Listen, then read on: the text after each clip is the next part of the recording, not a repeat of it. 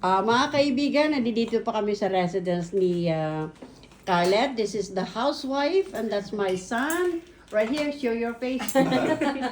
Jerome, at saka yung the only daughter nila, my beautiful apo, si Alex. At syempre, yung aking yung pinagmulan ng mga batang ito. Ang aking mister, si Efren. Syempre ako yung nagsasalita.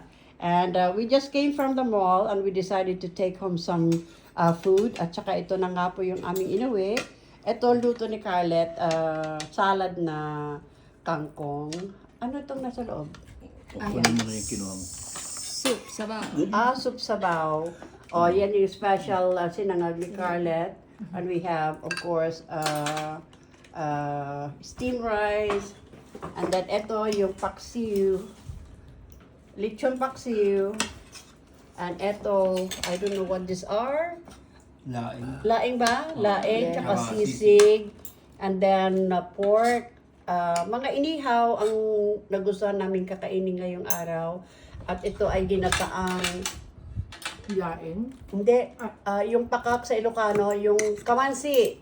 Kamansi yan. Oo, yan. Ito pala yung laing. So, ayan, yung mga inihaw-ihaw lang yan, mga sausawan, suka na may sili, ganyan. Tapos ito, pork, barbecue, and ito yung luto ni Carlet na bangus belly na prinito. And ito yung appetizer na manggang hindi hilaw. Ano bang Tagalog ng hindi hilaw? Ayan. Kalabaw.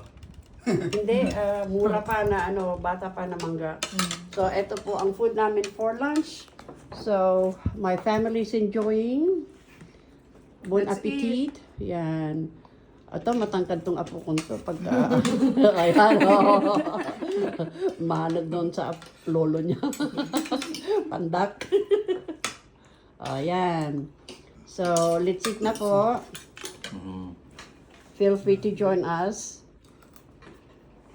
Maski sa sa thought lang. I'm inviting you for lunch.